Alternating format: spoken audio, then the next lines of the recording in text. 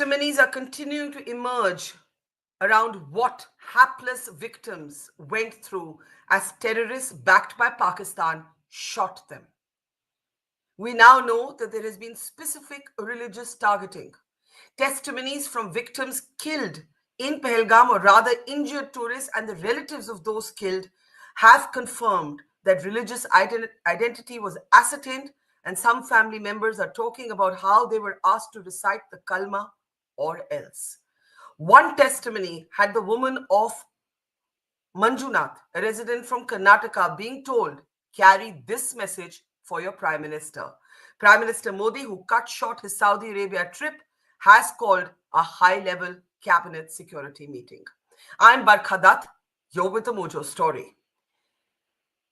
India is still coming to terms with what has unfolded in Pahalgam in Kashmir. This viral image is of only one of many that have broken hearts across the country. There seems to be no state in India that has been left untouched by the horror of the Kashmir terror attack. A terror attack, by the way, that is now confirmed to have targeted tourists on the basis of their religion. A terror attack that has come just days after the Pakistan Army chief's unhinged communal speech that sought to place the Muslims of Pakistan as being, quote unquote, completely different from the Hindus of India, forgetting that there are millions and millions of Indian Muslims for whom this is home. Locals in the Kashmir Valley have protested. Candlelight vigils have been taken out. Remember that this is a direct attack on the livelihood of the Kashmiri people, of the normalcy, the semblance of normalcy that they finally got to experience in the last few years. That has now been shattered as tourists who were there are now rushing to get back to their homes, and perhaps it will be a while before they will go back to the Kashmir Valley again. This was precisely the design of the terrorists. 4 of them have now been roughly identified. We even have names for 2, and 1 image has been released. I think we have that image somewhere. If we don't, please let's get it up. Soonest the image of one of the terrorists has been released. I need that image up, guys. So please do have that image up. That is a terrorist who has been identified as being Asif Sheikh, one of 2 local terrorists who has been identified as having been involved in this terror attack, along with 2 foreign terrorists. There, that's the image that has been released. This is the man who, according to intelligence officials, has been identified as Asif Sheikh. 2 local terrorists among 4 terrorists, all 4 mounted with body cameras, 2 identified as foreign. Remember, a proxy group for the Lashkar-e-Taiba has taken responsibility for this attack. Let me introduce our guests on the program today. As Prime Minister calls a high-level security meeting, most experts believe that a military response is inevitable. But there are many questions that are arising on what has happened and what may happen next. Yashovardhan Azad, who is, of course, a veteran IPS officer, has also been in the Intelligence Bureau, joins us now. Tavleen Singh, well-known author and columnist, is with us. Welcome, Tavleen. Ambassador Vivek Karju is with us as well, veteran diplomat. And I saw General Hasnain, Atta Hasnain, from a GOC 15 Corps there. I'm sure he'll reconnect in just a moment. Before we get started, I want to actually play out one of the most disturbing and heartbreaking testimonies to have come out of Kashmir. We all saw this image. You're seeing it on your screen. This is the young wife of a naval officer who just got married in the month of April. His invitation was sent out and has been shared by military veterans on social media. And now we got to see this young woman, married just a couple of weeks, having to weep at the side of the coffin of her husband. And this is what she said.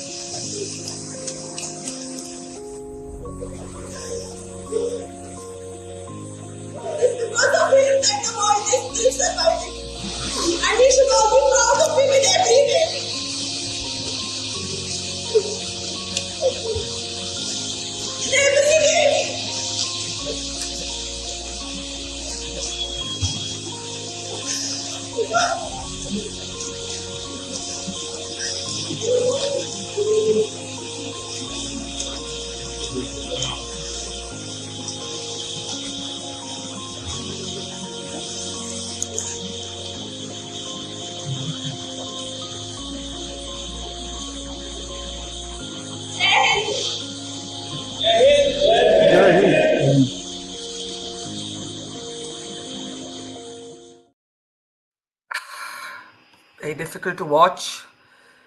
It's actually absolutely heartbreaking. This is a couple that just got married in on the 19th of April. They went for their honeymoon to Pahalgam.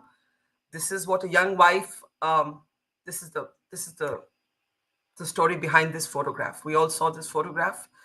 A young naval officer among those killed, an intelligence bureau officer also among those killed, but those targeted have been hapless civilians in what Omar Abdullah called the worst terror attack on civilians in many, many, many years.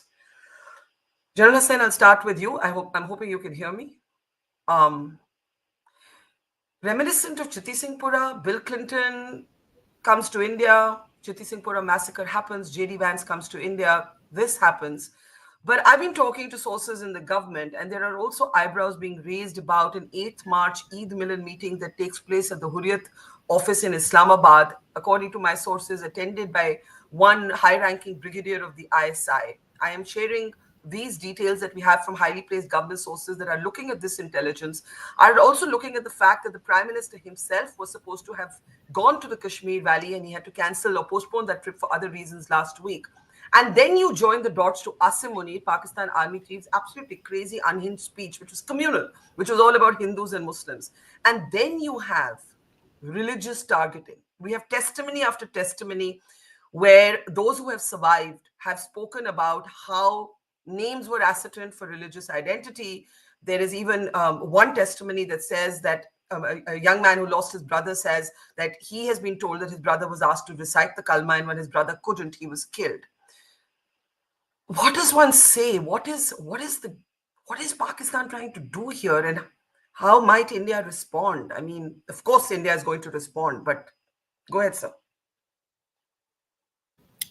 See, Barkha, it's quite obvious when you start joining all the dots which you have just mentioned. It's quite obvious that Pakistan is making a deliberate attempt to regain initiative. It lost the initiative on 5th of August 2019. Progressively, it became less relevant as far as Jammu and Kashmir was concerned, and even lesser relevant as far as Kashmir was concerned. It was forced to take its focus of operations down to the Rajouri Punch area, now down to the area of Kathua, and the whole effort was how to come back here. Because otherwise, 1 year or 2 years more of this kind of a creeping normalcy, which was evident to all of us, 1 or 2 more good tourist seasons, and the story, the narrative for Pakistan would be almost over. So, appropriate junctures, appropriate points chosen. The visit of JD Vance was one of them. I would even say the visit of Prime Minister Modi to Saudi Arabia, and obviously the rant which Asim Munir gave at that famous diaspora meeting.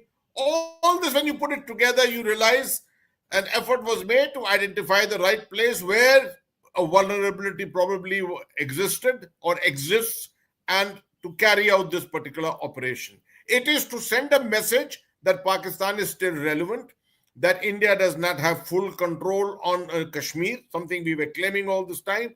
This is what is the attempt by Pakistan to do. And of course, they found a very appropriate moment as far as the visit of Vice President J.D. Vance is concerned, a replica of what happened on the 19th of March 2000 when Chitty Singhpura was struck and 36 Sikhs were killed. Something very similar. What is different this time is that was a segment of the minorities. Subsequently, they targeted Amarnath Yatra victims, if you remember, pilgrims in 2017.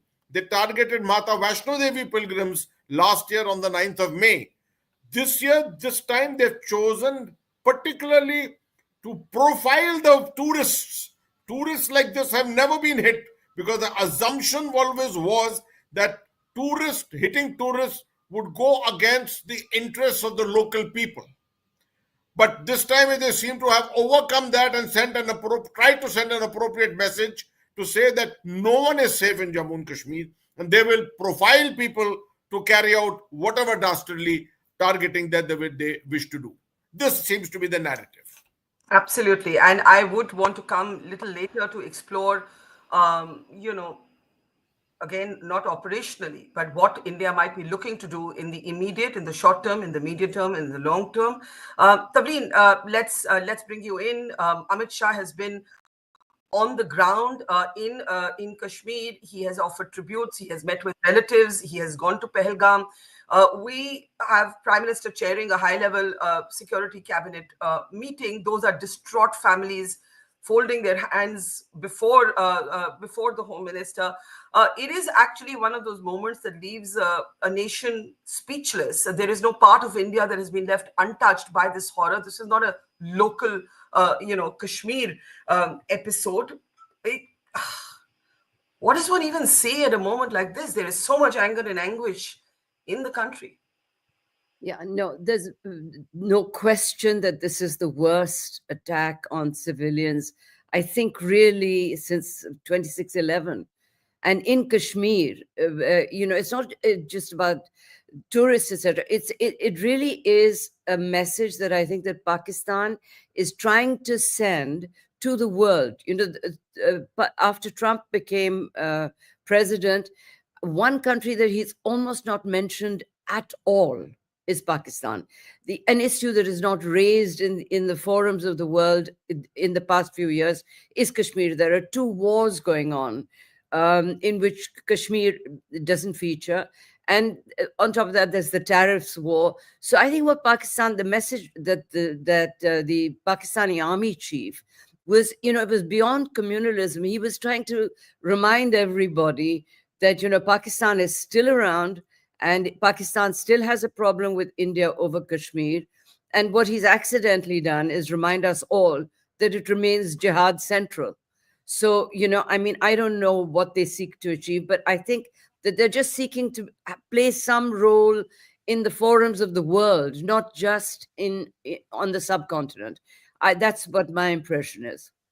Yeah, absolutely. And therefore, I think, I don't understand what the end game is because clearly India is going to respond. You had Trump and JD Vance. Can we come out of these pictures, please? You had Trump dialing Modi. You had JD Vance, tweeting, reposting the prime minister.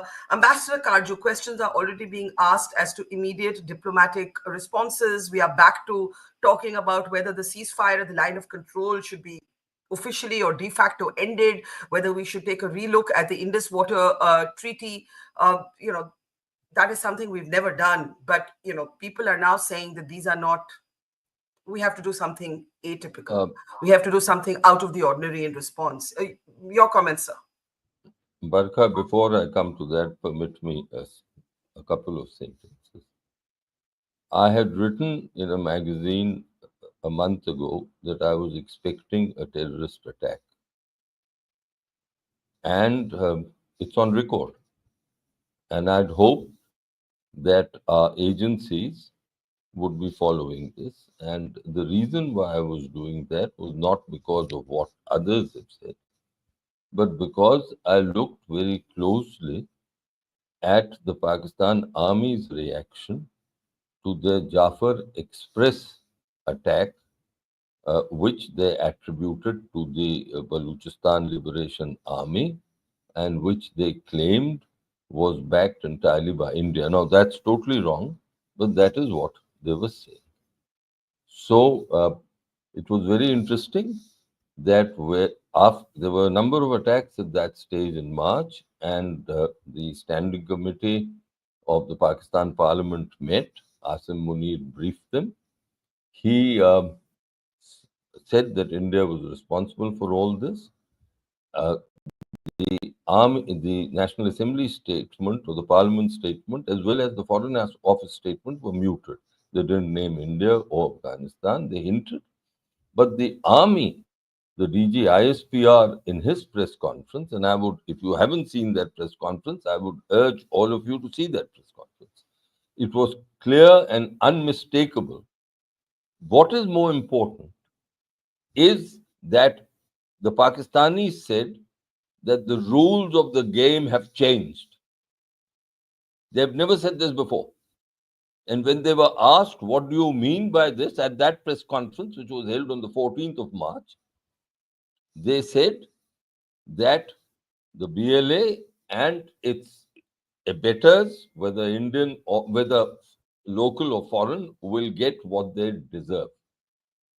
Now, I see striking similarities between that attack, which of course has been wrongly attributed to our instigation and sponsorship, and what has happened in Pahalgam. So, therefore, all these large constructs that have been made, I, for one, believe, and I followed Pakistan not for very long, just for about 30 years in different capacities. I, for one, look at it in a narrower framework. Of course, Vance's visit is important, and they've chosen perhaps at this particular moment, but the motivation for the attack is that. One other point on this. Yeah. Everyone is talking of Asim Munir's comment, Hindu Muslim. He made explicit what is implicit in the two nation theory. That, and Jinnah said it again and again and again. The army chiefs have not said it, but this is what they've implied.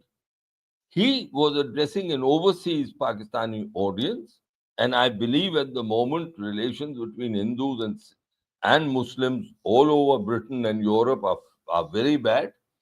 He was telling a Muslim audience, of which was largely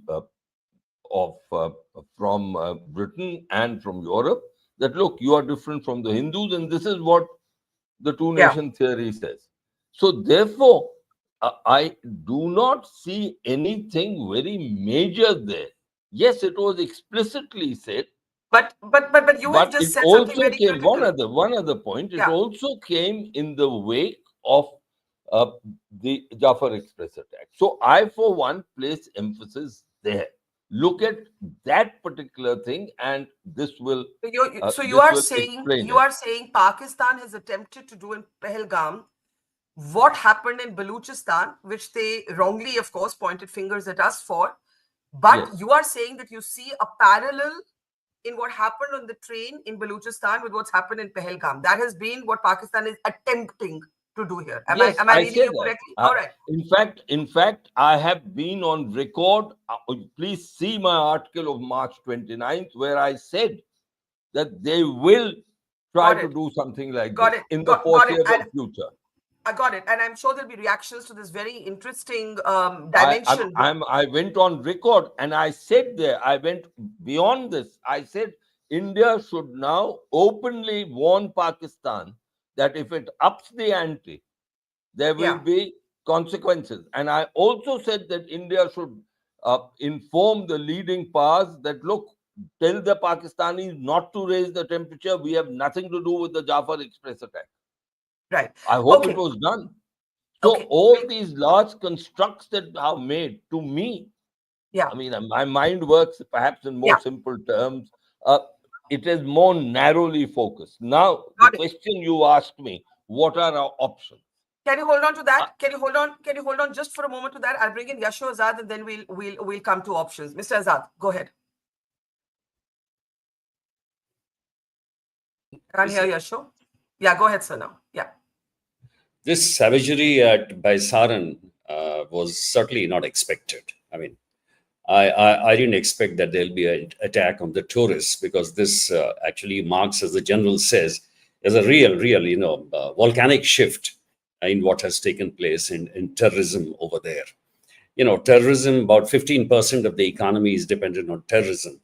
But the 2 crores, if 2 crores visit in 1 year, that is the year 24, and there are so many international tourists, then it makes a huge impression that Kashmir is normalized.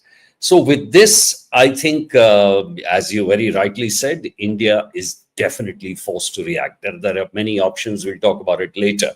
But this particular, savagery which has taken place in an area which is tourist friendly, I was glad to see that the entire Pahalgam came out in protest and did those candle marches, because this actually is a huge impact on the economy.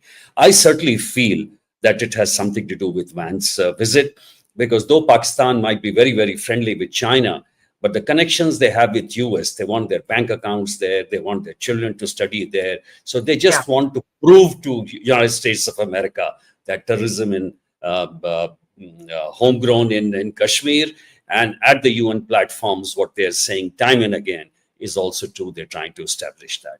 So I think very, very serious since since our Mumbai attack, and it's time, it's make or break for India right now. Yeah.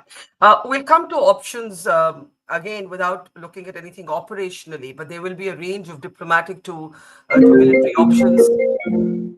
Sorry, that's somebody's phone going off. Okay, there will be a range of options from diplomatic to political to military. But one of the most disturbing things that has emerged in this testimony is the religious targeting of tourists, right?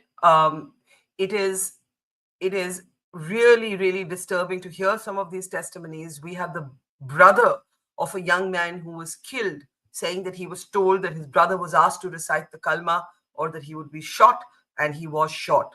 This is the story of Shubham. Take a look at his brother's testimony. His mother and his wife, we recently got married. They got married in February only. So what we got to know कि वहाँ पर जो भी attack हुआ, it was more like an, उनसे बोला कि अगर आप कलमा पढ़ दो तो हम आपको गोली नहीं मारेंगे. उसके बाद उन्होंने वहाँ पर उनको गोली मार दी और उनकी वाइफ से कहा कि आप जा करके अपनी सरकार को बताना कि हमने आपके साथ क्या किया है.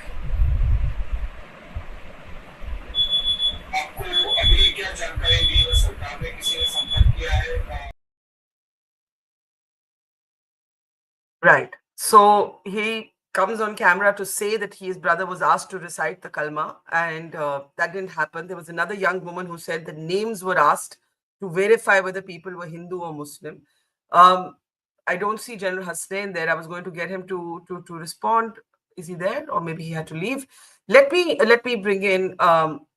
Before we bring in reactions, like everybody else, what's been really heartbreaking in this episode is the videos that everybody shared hours before they were killed. You know, we saw somebody filming from the Dal Lake, somebody filming from somewhere else, and this young man who was killed, he also had filmed a video hours before he was killed. Take a look at that. Just normal.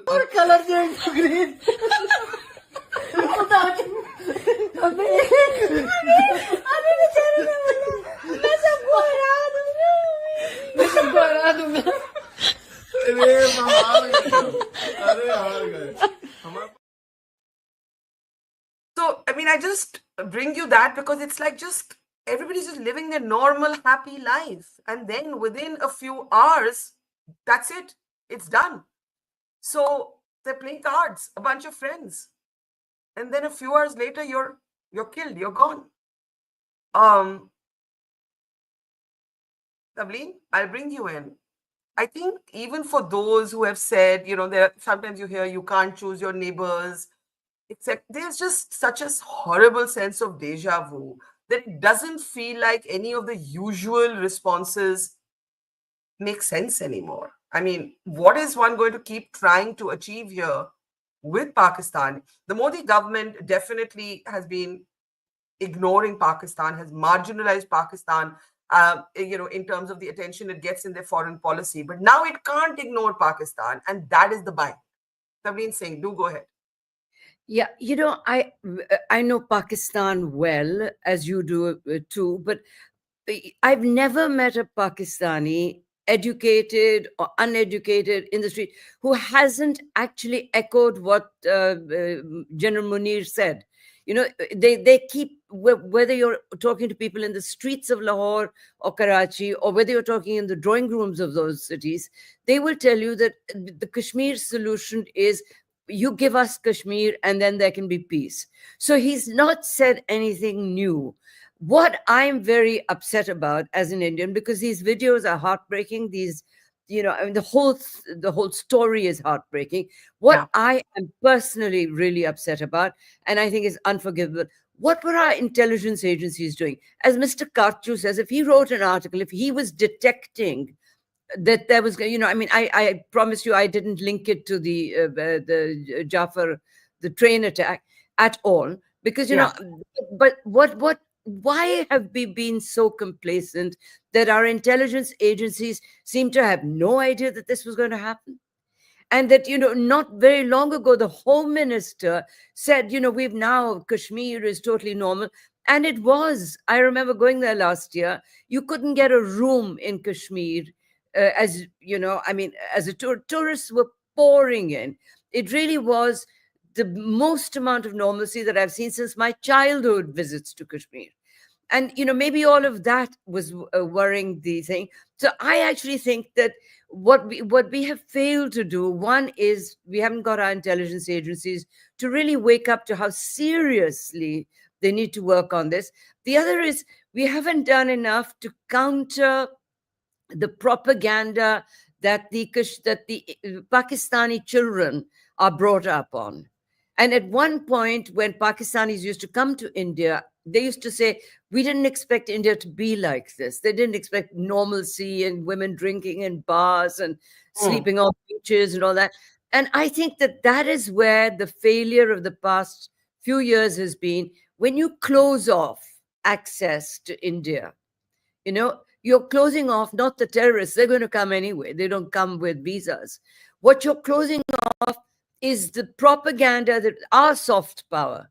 And believe me, the one thing that I believe can work in Pakistan to change the minds of ordinary children there is India's soft power. And I think that has been a failure. We haven't used it in the past few years, and that's been a mistake in my view.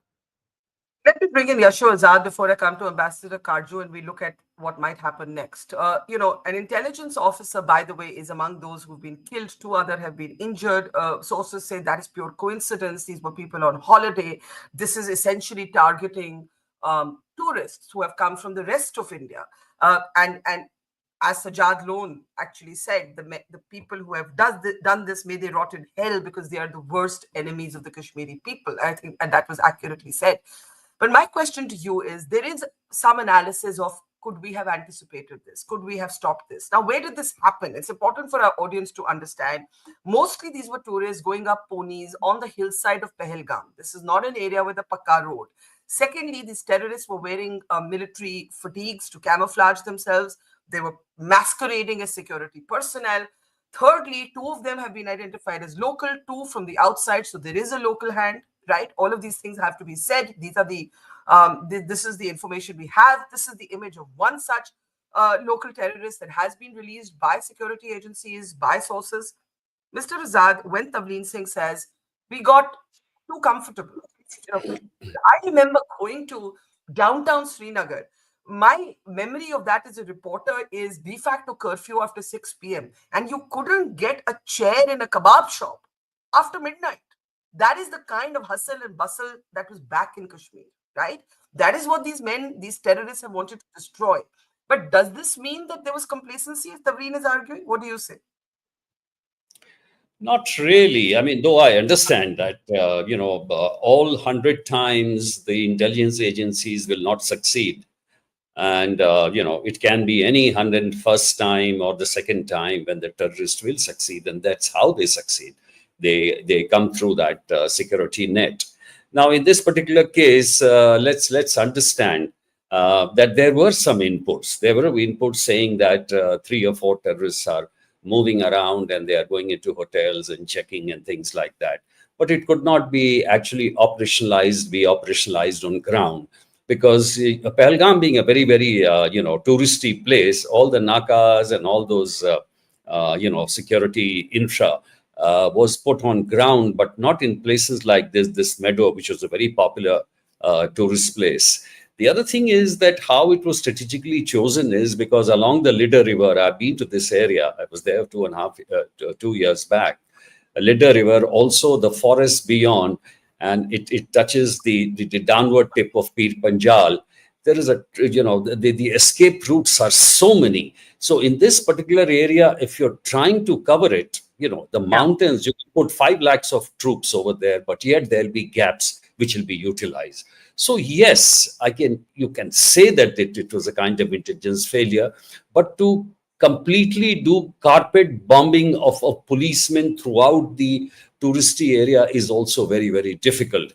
I do hope, though, that, and I was saying it yesterday on the that they have not escaped the security net.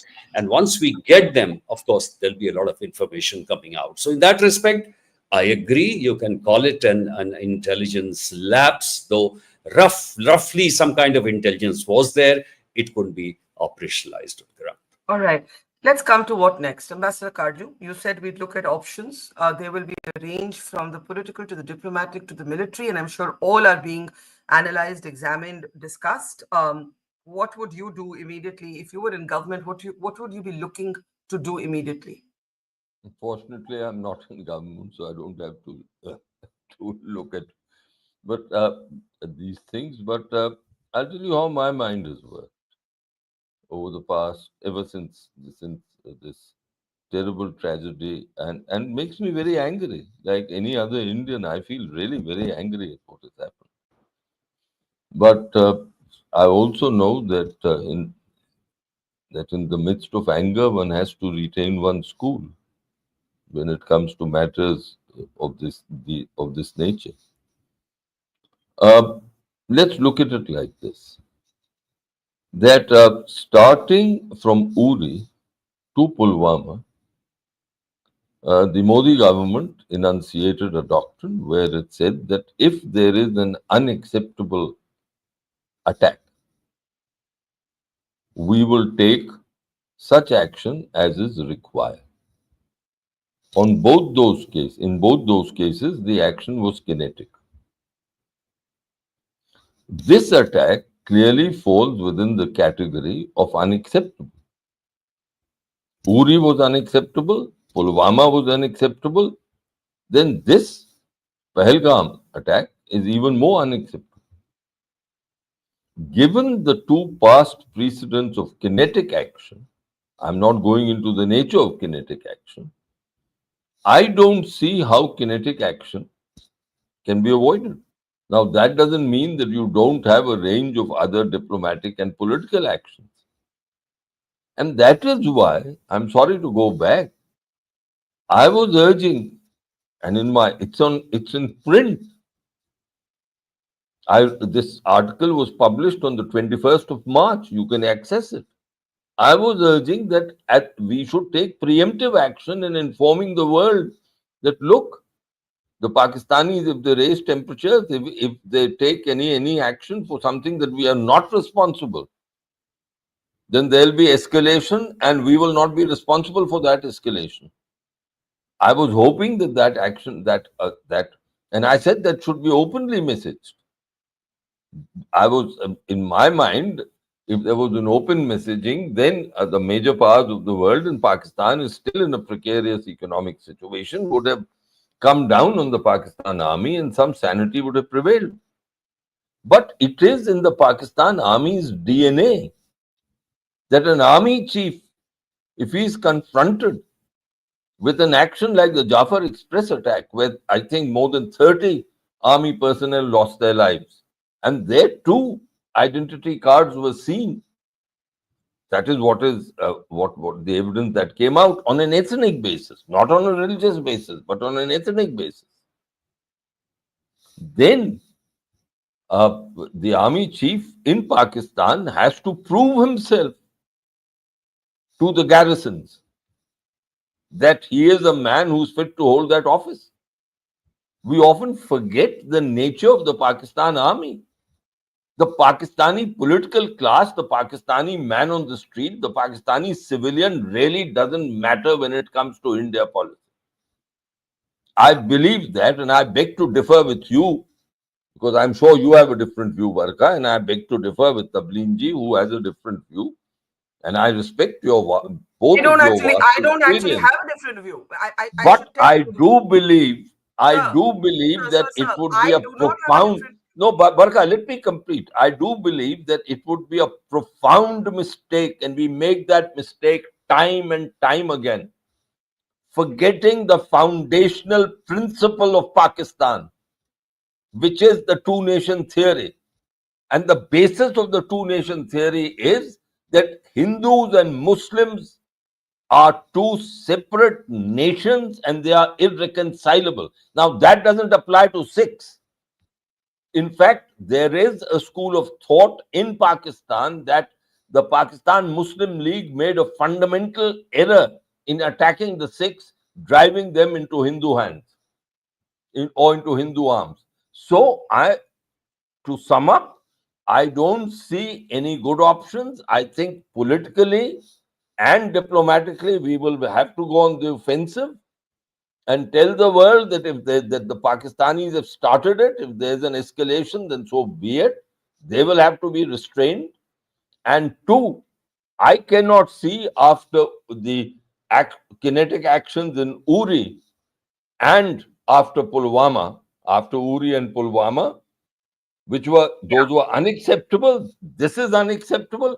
So how can the Modi government take a different view or a Absolutely. different course of action in this case? Ambassador, your article written on the 21st of March is on our screen. It was titled Pakistan, Baluchistan and the Exactly. India You're absolutely right. Please see the last 4 paragraphs. Pull them up.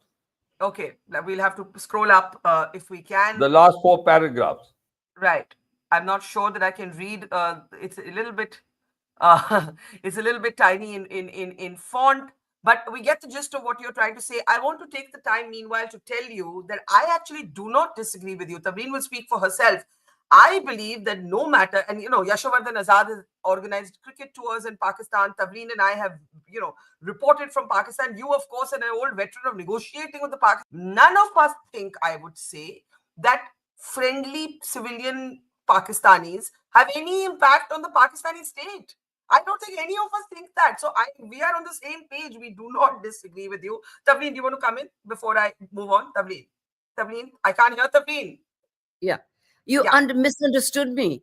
I want to use soft power, India's soft power, to counter the propaganda within Pakistan.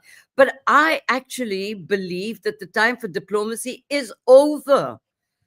I actually think that if we went to war, it wouldn't worry me in the least. I actually believe it's that serious what has happened. I've had enough. For me, I live in Bombay.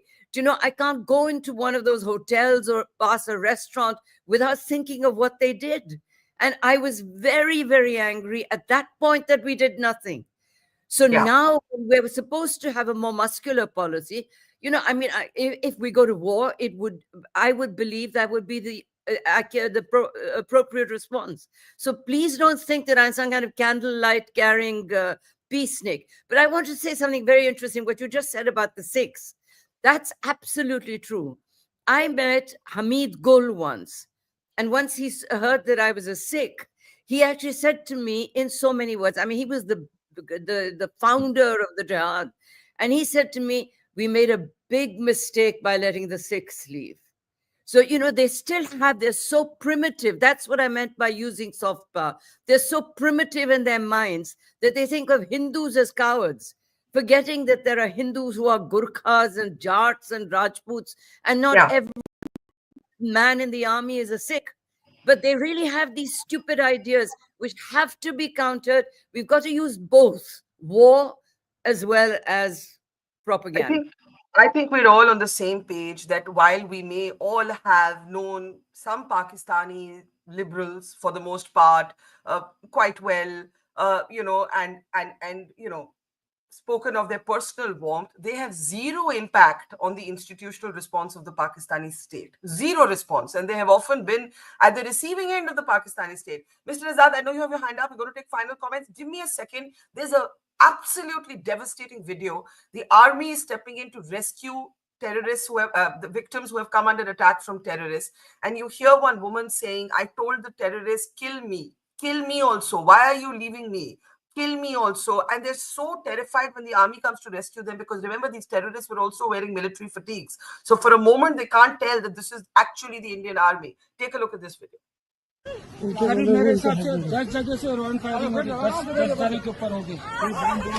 बैठो आराम से बैठो। Firing कर रहे हैं वो लोग। हाँ, फायरिंग कर रहे हैं। किस चोट है? मेरे बाजू में, बगल में था। क्या ब्लड कहीं लगा चोट के बेटा? अच्छा, ठीक बैठो, मैं पट्टी करता हूँ आपको। अरे नहीं नहीं नहीं नहीं हम लोग, अरे हम लोग फौज हैं, हम लोग बैठो बैठो, हम लोग फौज हैं, बैठो बैठो चलो। अरे कुछ, अरे हम लोग फौजी हैं, कुछ नहीं करेंगे, आपकी सेफ्टी के लिए आए हैं, और आपकी सेफ्टी के लिए आए हैं, बैठो बैठो बैठो बैठो, आपकी सेफ्टी के लिए आए हैं, हम इंडियन आर्मी हैं, बैठो। ये इंडियन आर्मी, आप लोग कहाँ से आए हो, कहाँ से आए आप लोग? आपके बच्चे कुछ नहीं करेंगे, थोड़ा बताइए। हुआ पति को मार दिया? नहीं नहीं बेटा शांत रहो, लो पानी पियो, पानी पियो। कहाँ से आए लोग? हैदराबाद से। अरे ये साथ में आपके हैदराबाद के हैं।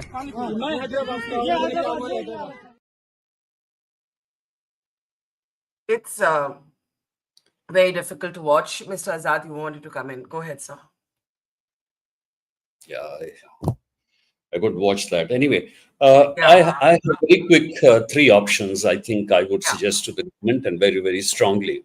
The first is that this ceasefire which we are having on the border since 2021, it's actually the best thing for Pakistan Army to concentrate their troops first on the Afghan border, where of course they are getting a good beating by the Tehrik-e-Taliban and the Afghan forces. Secondly, that they have diverted their resources almost for murdering the Baluchis over there, a complete savagery going on. And also third, focusing on sending the Lashkar-e-Taiba terrorists and their cohorts across the border. So it should be scrapped, number one. Number two, our other activities should be stepped up. I don't want to talk about it, making it very costly for Pakistan to try and attempt this kind of ethnic cleansing, which they tried. And number three, after the NIA has prepared the dossiers, and I'm sure the security grid would be able to catch one of these people, and we can, shred each of their part, the uniform, or from where you get all kinds of evidence, which we have done before, to show that they are the Pakistanis. After that, after convincing all the world capitals, telling everybody, not of course asking Pakistan for extradition or sending them any kind of evidence, then we should prepare for the official strikes for the 12 places where their hideouts are there. And if Deputy Chief Lashkar-e-Taiba, as his name is appearing, is coming out as the main perpetrator attack, so no matter at any cost, he should be taken out, because this is a make and break situation for India. Nothing will work if you don't pound them this time. This is the last time we will be getting an opportunity when the whole world is behind you, from Putin to Trump. Maybe only China or Turkey and a few odd nations will be against you. Yeah. Before I give the last words to Ambassador Kaju Tavleen, I think the point that Yasho makes about this is that moment where the world will stand with you is an important one. Right? The world has shifted. Geopolitics has shifted. We're not surrounded by a very friendly geopolitical environment. We have anxieties with China. Pakistan is a vassal state of China. We have tensions with Bangladesh. Bangladesh and Pakistan have reconnected. Their militaries have reconnected. There's all of that. But there's a Trump administration that isn't presumably going to be soft on the Pakistanis. This attack has happened while the US Vice President was in India. So there is an opportunity here. I think Mr. Azad is making that point. There is an opportunity here for deeper kinetic action, and this is a moment to take. Yeah, I don't know what kinetic action is, but military action. Military action. Let's say Right, it simple. Okay. Yeah. I believe military action as well as covert action within Pakistan. I really hope we've revived the resources, the assets that we have that were, dismissed by one prime minister who shall remain nameless. But anyway, we have to work on many levels. But if we do nothing, then as an Indian, I would be ashamed. As I still carry the shame of us not responding after Bombay, and of Dr. Manmohan Singh actually bringing in Balochistan when they met in Sharm el-Sheikh. That, I think, was one of the most shameful concessions that India has ever made. So, for me, I'm a real hardliner hawk at the moment. And the hardest action, I'd like to see a few generals killed. You would like to see a few Pakistani generals killed, is what you're saying? Yes. Ambassador Kaju, last word to you. Indus Water Treaty, ceasefire, striking at Lashkar bases in Pakistan. Look, the Indus Waters Treaty scrapping would be symbolic for the time being. It will take 25 years before we can effectively do something, 20 years. And let us not forget that we are both upper riparians and lower riparians. मैं हमेशा कहता हूं कि जोश के साथ होश नहीं खोना चाहिए. That is point one. Point two, we've got to think strategically and in the long term. We've not got to think of a political advantage to one section of the political class or another section. We've got to think strategically. As a nation, we aren't prone to thinking strategically. But the time has come to think strategically. Vis-a-vis Pakistan, vis-a-vis China, vis-a-vis our neighborhood. We are in a very hostile neighborhood. But somehow our priorities don't reflect the strategic nature of the challenges that we face. Today is a terrible day. Our emotions are raw. But as a people, and Barkha, it pains me to say this, but as a people, our emotions heal and we somehow moved on. After Pulwama, we moved on. After Uri, we moved on. We are not capable of sustaining a hostility and taking action for decades to achieve a strategic purpose. It sometimes takes, and I'm sure Yasho will agree with me, these aren't tactical commando-like operations. They have to be long-term, long-thinking. And I hate to say this. See how the Chinese have acted for 40 years. They hid their fire. That is how you think strategically, that I'm going to really think in the long term. So the death of our nationals, I started weeping when I heard that lady speak. That's not what an Indian can ever accept.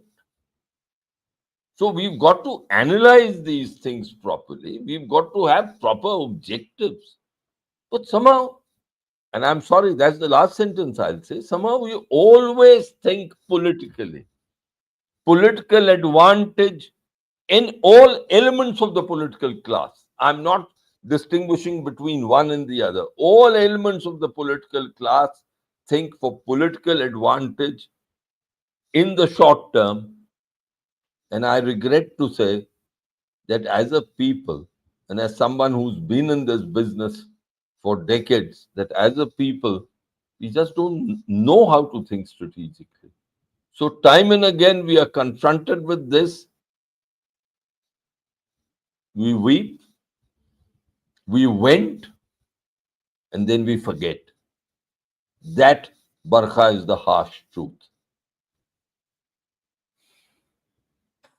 We weep, we vent, and then we forget. And if we do that this time, it would be an absolute travesty. I mean, I think we would kind of lose the context to talk about how we have been victims of Pakistan-backed terrorism for decades. We have, but we need to do something about it. Leaving it there, thank you very much, Ambassador Kaju, Tavleen Singh, Yashowardhan Azad, and earlier General Atta Hasnain. Keep watching our special coverage on the Mojo Story. Thank you for watching, and see you soon.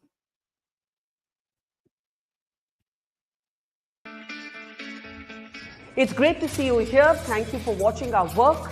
If you haven't subscribed yet, don't forget to click the bell icon and subscribe to Mojo Story and support independent, robust journalism.